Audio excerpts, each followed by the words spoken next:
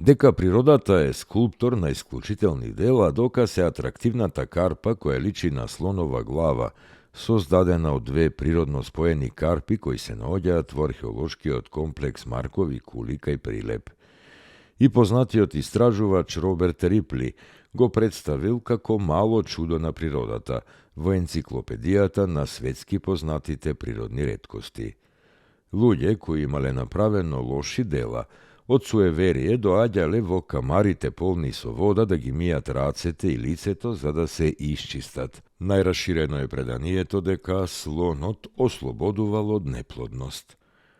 Жените кои не можеле да зачнат и да родат, се вртеле околу карпата слон со запалени свеќи во рацете во ноките меѓу петок и сабота, суеверно верувајќи дека на тој начин ќе добијат челад.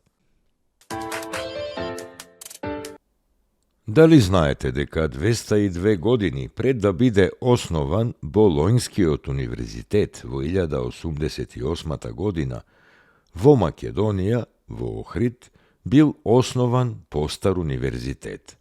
Во 1886 година Свети Климент Охридски на Плаошник ја основал Охридската книжевна школа, уште позната како прв словенски универзитет.